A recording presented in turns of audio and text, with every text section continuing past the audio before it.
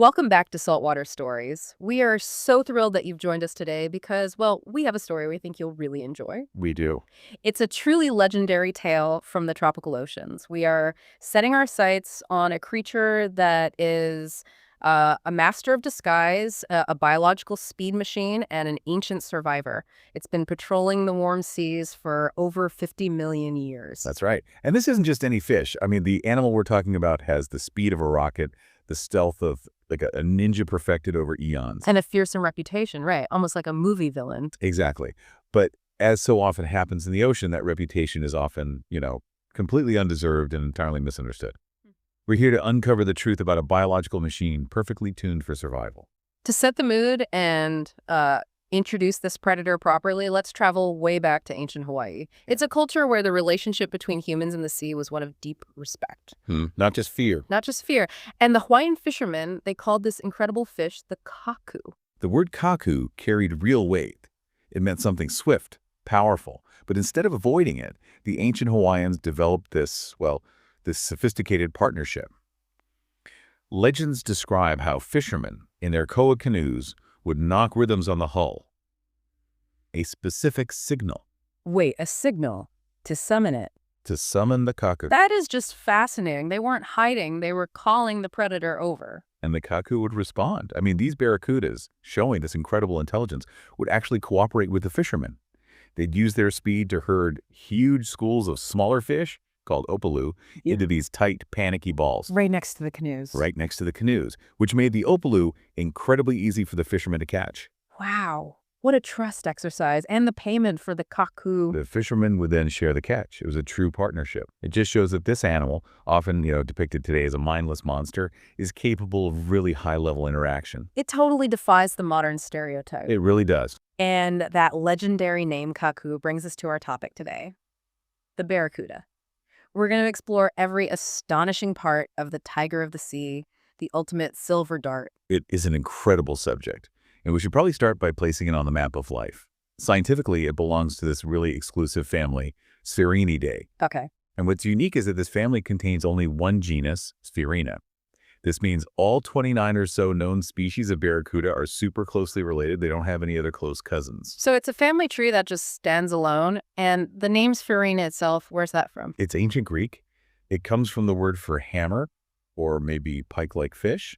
And that fits its shape perfectly, right? Long, imposing, pointy. It really does. It just tells you that people have recognized this distinctive creature for thousands of years. We're dealing with a design that evolution clearly perfected a very, very long time ago. Okay, let's unpack this blueprint. The design hasn't changed in 50 million years, which, wow, that says it all. Why is it always compared to a torpedo or a drag racer? What makes it so fast? It all comes down to the most critical element in moving through water, hydrodynamics. Right, the physics of it. Exactly.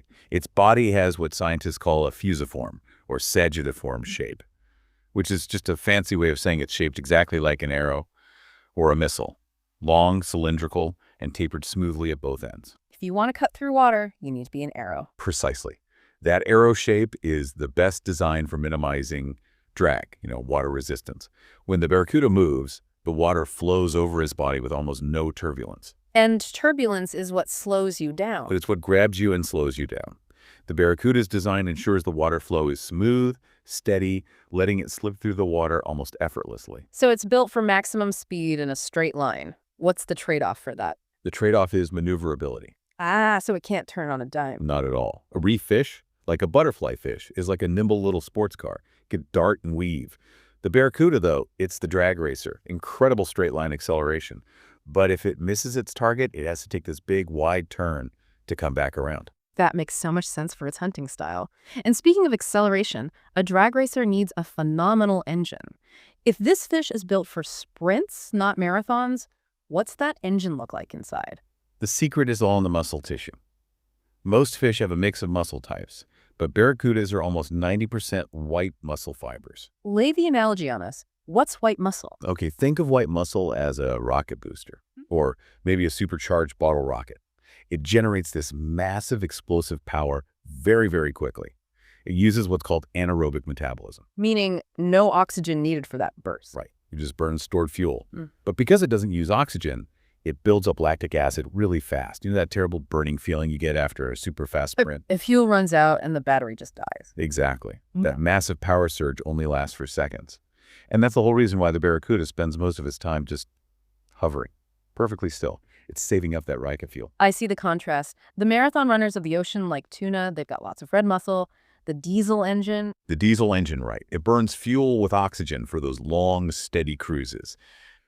The Barracuda basically said, I'm skipping endurance. I'm going straight for high-octane speed. And that speed is, from what I understand, just mind-bending. It really is. The acceleration is the weapon. Barracudas can go from a dead stop 0 to their top speed of around 36 miles per hour so fast. Yeah. I mean, scientists have calculated the G-forces involved in that launch. What did they find? The sheer force would cause a human fighter pilot to black out. Whoa. That instantaneous burst of power generates enough energy to not just catch the prey, but often to stun it or slice it in half, just with the force of the impact alone. That really drives home the torpedo comparison. It's an impact weapon. Hmm. Okay, let's get to the final piece of the engineering puzzle. The mouth, the teeth. This is what gives it that scary reputation. It's a specialized dual-action trap. It's totally unique. First, look at the jaw itself. They have an extreme prognathous jaw. That's just a scientific term for a massive underbite. And what does the underbite do for a high-speed hunter? Well, it acts like a scoop. It ensures that when the fish slams into its prey and bites down, the prey can't just slip out the front. It's trapped instantly. But the teeth are the real genius here. It's not just one set, is it? No, it's a whole toolkit. This is the key. They have a dual dentition system, 2 rows of teeth, and each row has a different job. Okay, let's start with the small ones. The outer row of teeth is small, packed together, and incredibly sharp. Think of a long, serrated steak knife. Their job is pure slicing. Got it. They cut through scales, skin, all the soft tissue. They're designed for shearing. And then you have the big ones, the ones that look like vampire fangs. Yes, the inner row. Those are the large, dagger-like fangs. These are for piercing and gripping. Their job is to sink into the prey's body and just anchor it. When the Barracuda closes its mouth, the upper fangs fit perfectly into these little pits in the lower jaw. It creates an unbreakable grip. Slice and anchor. Perfect combination. But what if it breaks a tooth on a bone or something? Does it just run out of teeth? That's a great question, and it gets to why they're so successful. No, they're constantly replacing their teeth. They're polyphyodonts, which just means many sets of teeth, just like a shark. Wow. If a fang breaks off, a new sharp one is already rotating forward to take its place. They're never unarmed. Always have a fresh set of daggers, and those teeth must be incredibly strong to withstand the impact of that strike. They are. The teeth are set deep in the jawbone, fused directly to it. The process is called ankylosis. This gives them immense stability, letting them exert that massive biting force needed to slice a larger fish in half if they have to. So we have the speed and the weapon. How does it find its prey? It doesn't hunt by smell like a shark, right? Correct. The Barracuda is a primary visual predator.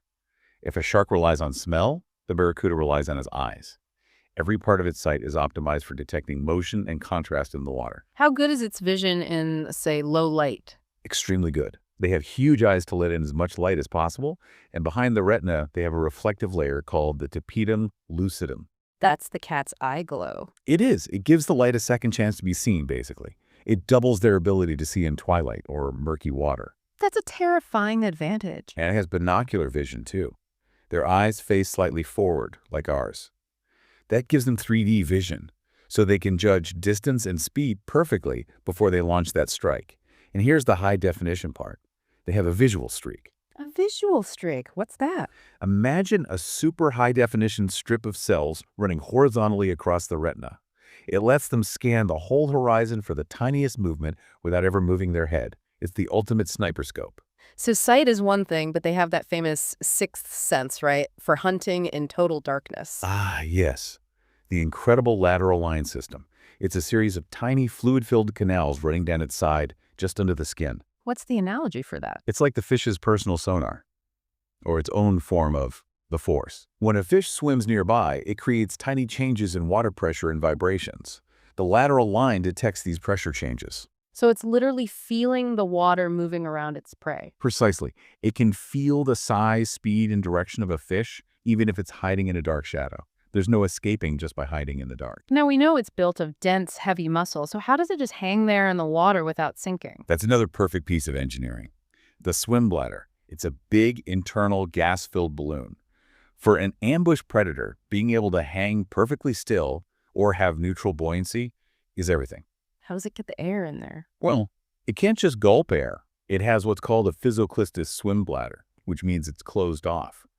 Instead, it uses a special gland to pull dissolved oxygen and nitrogen directly from its bloodstream to inflate the bladder. It pulls gas from its own blood. Exactly. This lets it fine-tune its buoyancy perfectly, allowing it to hang motionless like a statue with zero energy cost.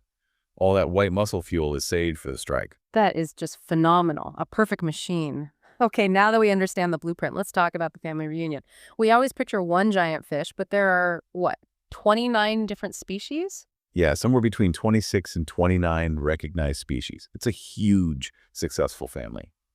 And while they all share that torpedo shape, they've specialized. It's a great example of niche partitioning. They figured out how to divide up the ocean so they aren't all competing for the same meal. Let's meet some of the most famous ones, starting with the big one, the one that gives the family its reputation. That would be the great Barracuda. It's the Farina Barracuda, the undisputed heavyweight champion. These things are massive, growing over 6.5 feet long, weighing over 100 pounds. And if I see one, how do I know it's the Great Barracuda? There's a really clear ID feature. Look for scattered, irregular black ink spots or blotches on his lower sides and belly. If you see spots on the tummy, it's a Great Barracuda. And crucially, the adults are famously solitary. They are the loners of the sea, patrolling their own patch of reef. That solitary behavior is a huge contrast to the next one, the Pacific version. It is. The Pacific Barracuda, or California Barracuda, Sphaerina argentea. It's a bit smaller, up to about 4 feet. Visually, it's pure, bright silver. No black spots, though maybe a little yellow tint on the tail. And behaviorally, they couldn't be more different. Polar opposites. The Pacific Barracuda is intensely social. They form these massive schools, thousands of them, that migrate up and down the coast with the seasons. Next up, one that sounds pretty colorful, the yellowtail barracuda. Farina flavicata. This is a petite species, usually only a foot long or so. It lives in the Indo-Pacific. And its ID is simple. It has a bright yellow tail fin. Because they're small, they rely on safety in numbers, so you almost always see them in these really tight, synchronized schools. Okay, I love this next name, the pick-handle barracuda. Why the tool comparison? That's Farina jello. It gets the name from the dark, wavy, vertical bars on its sides that look a bit like they handle the pickaxe. This is a bigger species, up to 5 feet, and you find it in the Indian Ocean and Red Sea. And its special trick. It tends to be a nocturnal hunter. It uses that fantastic night vision we talked about, the tapetum lucidum, to hunt when other predators are sleeping. And we have to mention the original, right? The one that started it all. Yes, the European barracuda, Sphaerina. This is the very first one described scientifically way back in 1758.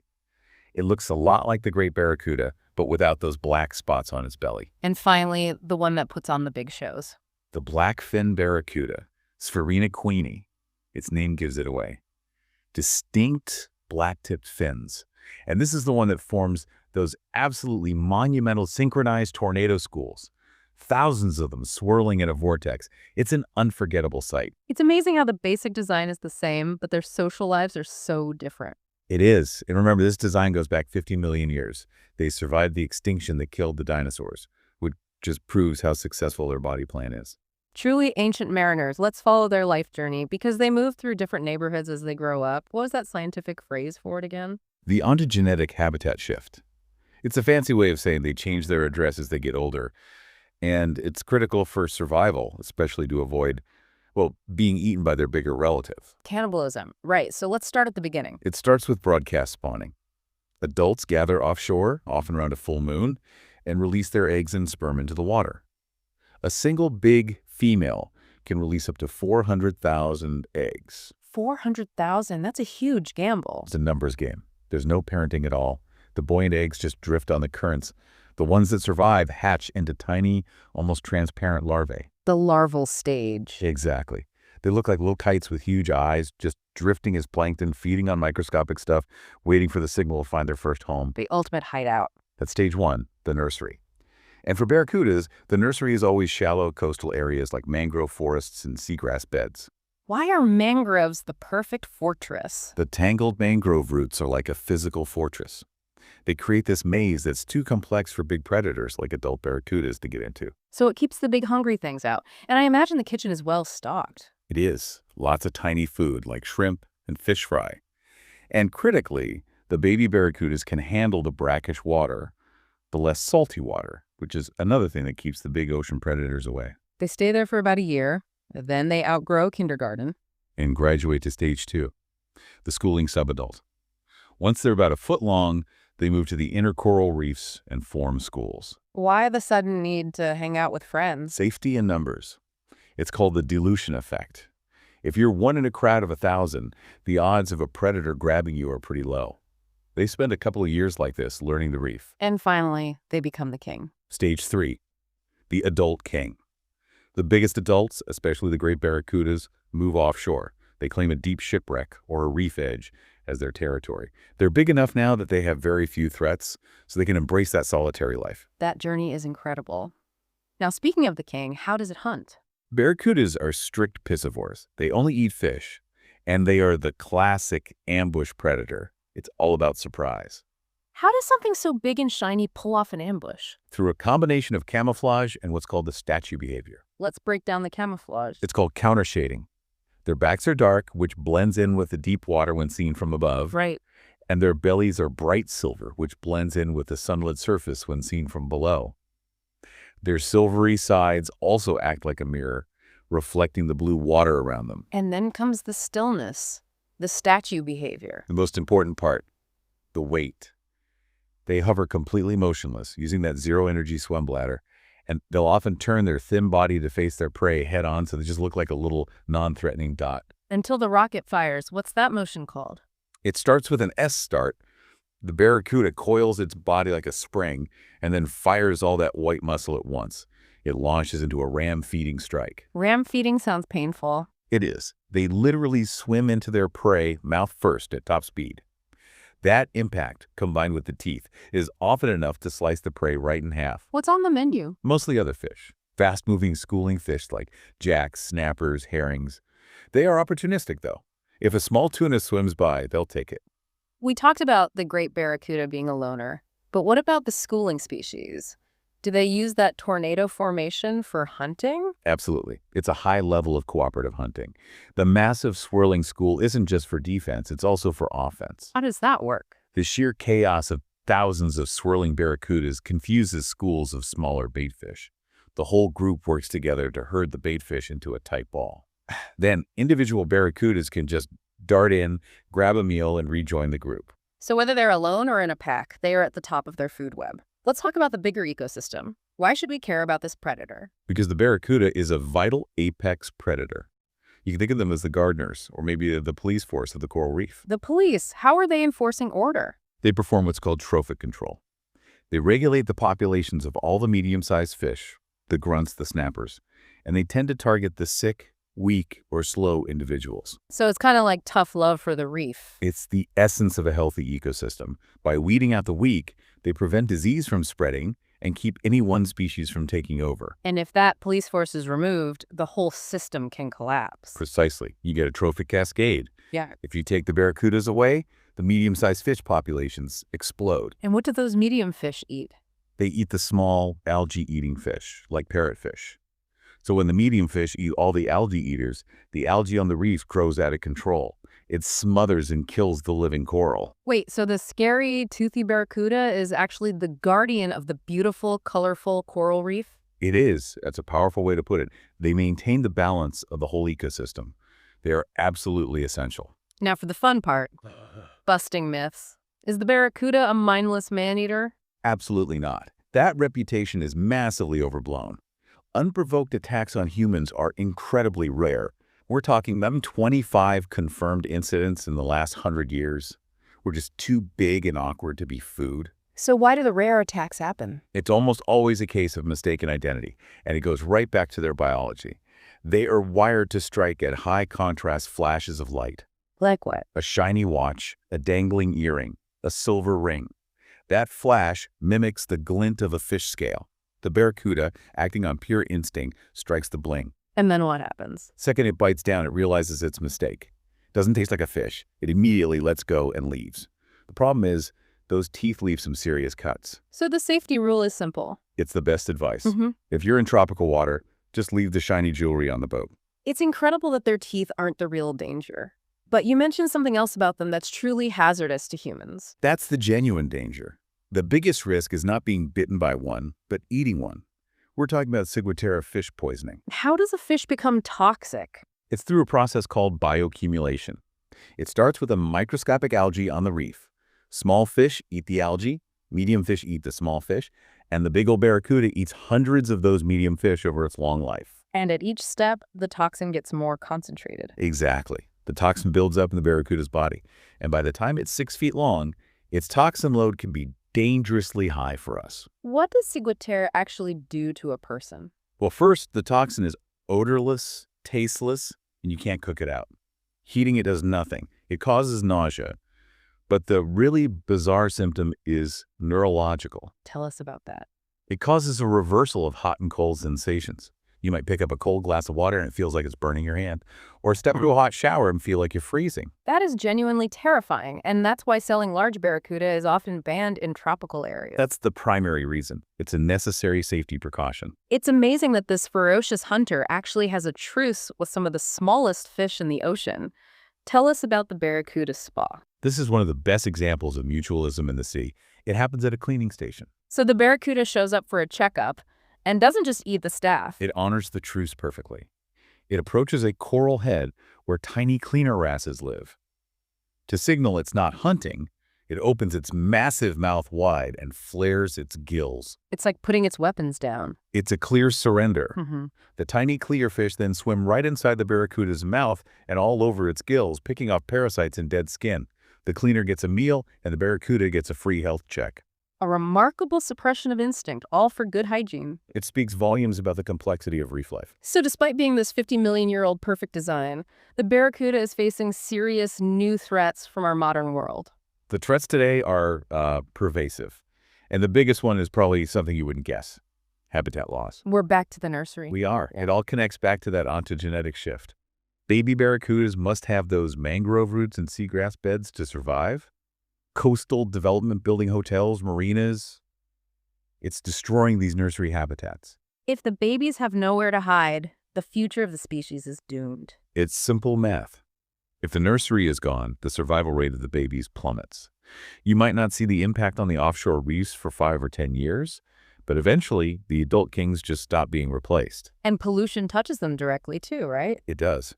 Barracudas are huge victims of microplastics. Studies have found microplastics in 100% of some barracuda species near populated areas. 100%. That is shocking. It is. The plastics can cause starvation, or they can carry toxins into the barracuda's system. This makes the barracuda a really important bioindicator of ocean pollution. Their health tells us how dirty our water is. What about climate change? Ocean acidification weakens the coral reefs, which destroys their hunting grounds and their food supply. And some research suggests that the increased acidity could slowly start to degrade the enameloid on their razor-sharp teeth. The most important tool. Their most important tool. So the fate of this animal really depends on us protecting its entire world, from the tiniest mangrove root to the deepest reef. Wow, what an exploration. We've learned the Barracuda is a living torpedo, an ancient design engineered for explosive speed using that high-power white muscle. We saw how its dual dentition system, slicing outer teeth and gripping inner fangs, makes its strike so lethal, and that it's a visual hunter that can literally feel its prey with its lateral whine. And we met the whole family, from the solitary great barracuda to the social blackfin barracuda that forms those mesmerizing tornadoes. And most importantly, we learned that this predator is essential.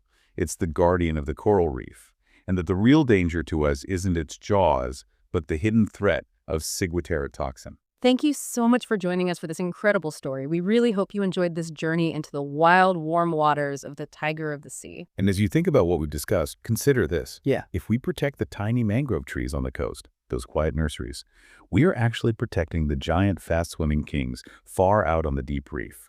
How many other big ocean animals rely on small, secret places to survive? Keep exploring, stay curious, and we'll see you next time on Saltwater Stories.